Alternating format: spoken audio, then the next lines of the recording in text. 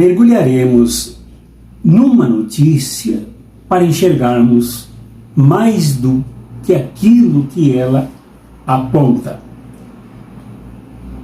E é bom prestarmos bem atenção, sobretudo nos indicativos desse fato jornalístico. Antes de trabalhar a notícia aqui, solicito a vocês que nunca se esqueçam de dar likes aqui em nosso canal, nossos vídeos, principalmente neste aqui. De se inscreverem no nosso canal. Já se inscrevam agora para não se esquecerem. De ativarem o sininho para receberem as notificações de novidades aqui postas em nosso canal. De comentarem, os comentários aqui são uma forma educativa de participação democrática nos temas, sobre os temas que desenvolvemos aqui no canal. E de prestarem atenção no Pix que rola aqui embaixo, de toda e qualquer colaboração, sempre é bem-vinda, acolhidíssima e necessária para nos mantermos neste trabalho. Muito obrigado por tudo que fizerem pelo canal e por esse meio de reflexão, de comunicação, de atividade educativa política. Pois a notícia que foi dada no dia 24 de fevereiro, portanto, na semana passada, pela Folha de São Paulo, a cujo órgão jornalístico o ministro Flávio Dino, do Ministério da Justiça e Cidadania, ministro da Justiça e Cidadania, divulgou que a Polícia Federal chegou, através da investigação dos terroristas que praticaram atos antirrepublicanos, antidemocráticos, anti-Brasil, no dia 8 de janeiro de 2023, que havia um plano, a Polícia Federal descobriu que havia um plano para assassinar o presidente Lula no dia da sua posse. Esse plano foi pensado, engenhado e treinado por George Washington de Oliveira Souza, que noutra vez eu chamei de George Washington Tupiniquim, lá do Pará. Preparou, treinou, ele mesmo treinou exaustivamente, treinou outros terroristas extremados, violentos, cheios de ódio, para matar o presidente Lula. Esse plano, como eu disse no início da notícia, era para eliminar o presidente Lula no dia 1º, dia da posse do presidente, quando haviam milhares e milhares de pessoas na Praça dos Três Poderes, principalmente à frente do Palácio do Planalto. Um deles chegou a comentar em grupos de WhatsApp, um dos terroristas, especializado em tiro de fuzil à distância, que o presidente Lula subiria a rampa do palácio, mas talvez não desceria vivo.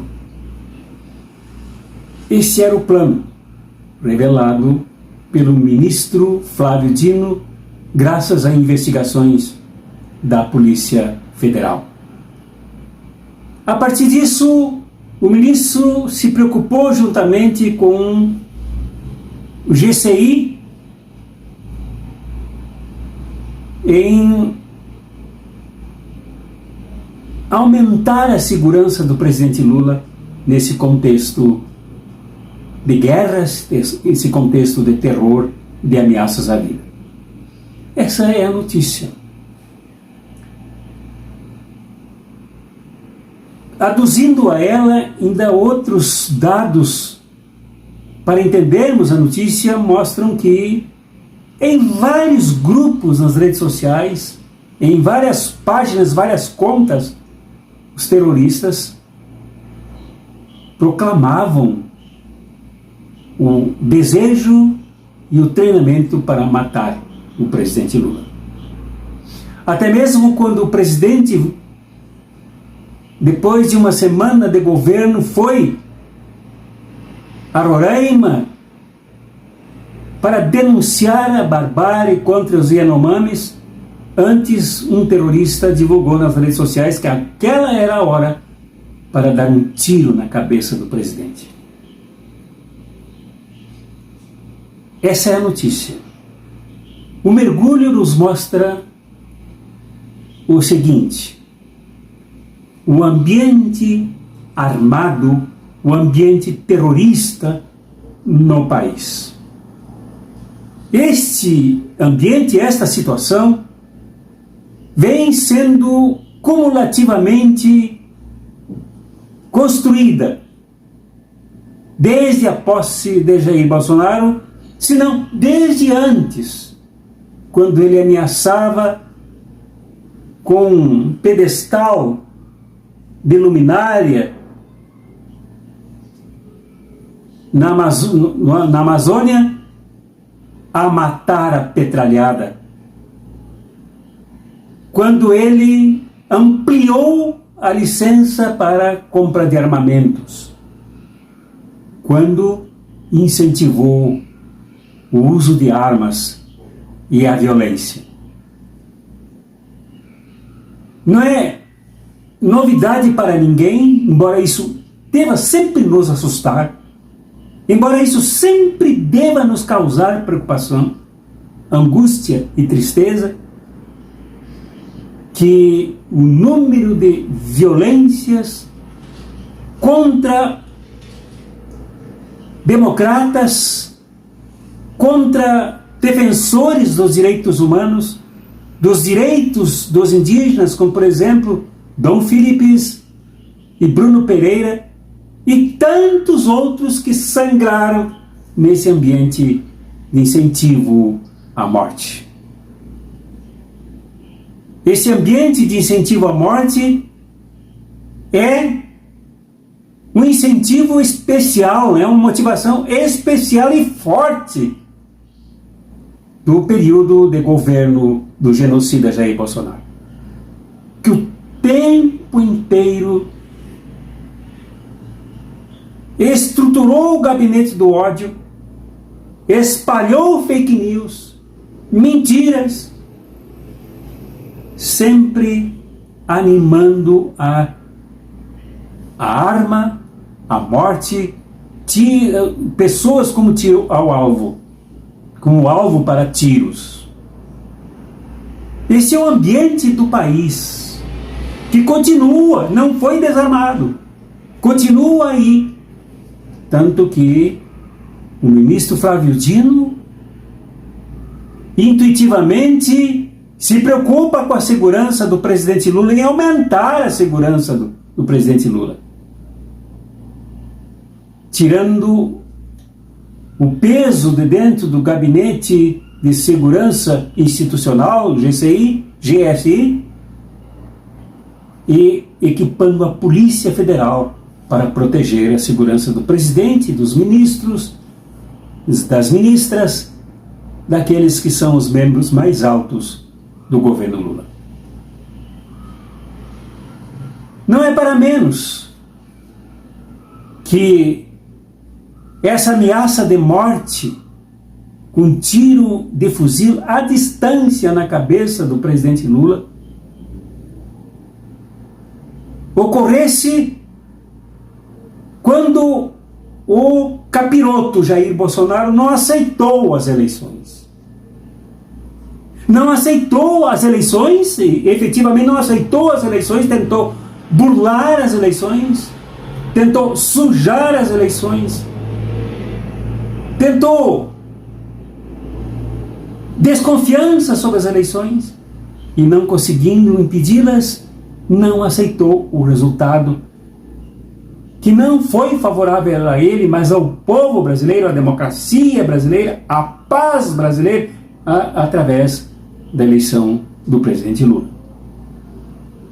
Em sendo assim, agindo sempre contra os resultados do povo, da vontade popular, da vontade nacional, e não só popular e nacional, mas mundial, de que Lula fosse o próximo presidente da República, para salvar esse país que vinha afundando em sangue, vinha afundando em genocídio, em morte, em destruição, devastação de tudo, absolutamente tudo, e roubo em grande escala de madeira, de minerais, como as notícias se acumulam agora, falando em 300 quilos de ouro usados para lavar dinheiro, para lavagem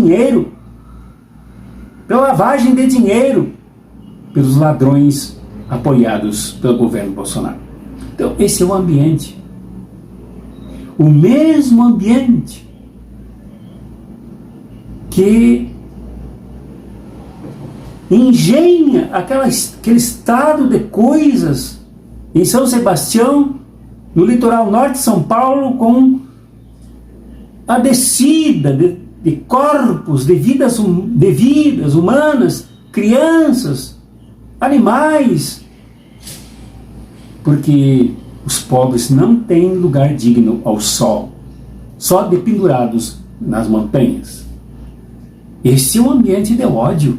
Esta é uma sociedade que odeia os pobres e quer para eles os piores lugares para sua residência, para sua moradia. É um ambiente de ódio. Esse mesmo ódio se transforma em justiça econômica, joga nas ruas, desprotegidas, pessoas, 33 milhões, e joga na insegurança alimentar 125 milhões de pessoas. Um ambiente de ódio. E esse ambiente de ódio é incapaz de conhecer a força popular, a força da democracia, o resultado em votos de um povo que quer mudar de rumos.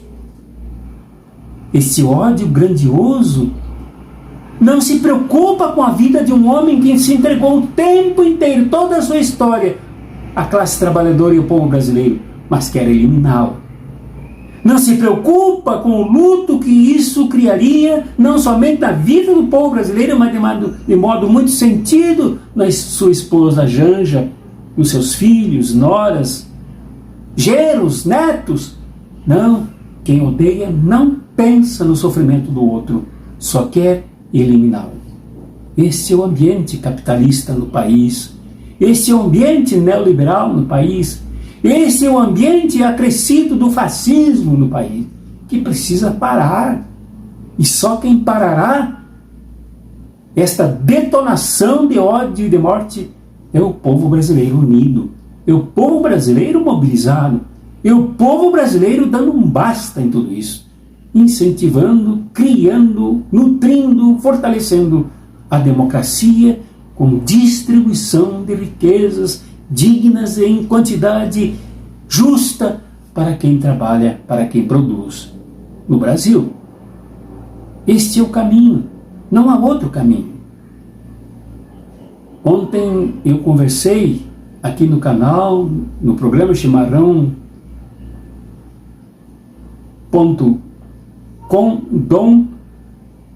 com o meu amigo Acef Nabem, um homem popular, um trabalhador que demonstrou conhecimento sobre o ódio que mina o terreno da vida em nosso país e que é capaz de chegar a esse ponto de assassinar um presidente da República.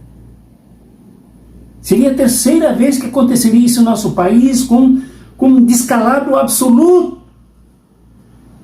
por parte de Um brasileiro que tentou colocar uma bomba a partir de um caminhão de distribuição de querosene de aviação no aeroporto internacional Juscelino Kubitschek, em Brasília. O mesmo homem que ia criar um tumulto para chamar as Forças Armadas desarvoradamente a dar um golpe militar. Imagina o tumulto que criaria no país com o assassinato de um presidente. Eles não pensam no bem do país. Pelo contrário, eles odeiam o bem. O ódio odeia o amor. O ódio odeia a justiça. O ódio odeia a democracia. O ódio odeia a felicidade do povo brasileiro. Por isso é preciso resistir. É preciso nos mobilizar de fato, muito além e profundamente do que as eleições, que só acontecem de 2 em 2 ou de 4 em 4 anos. É preciso muito mais rapidez, mais continuidade,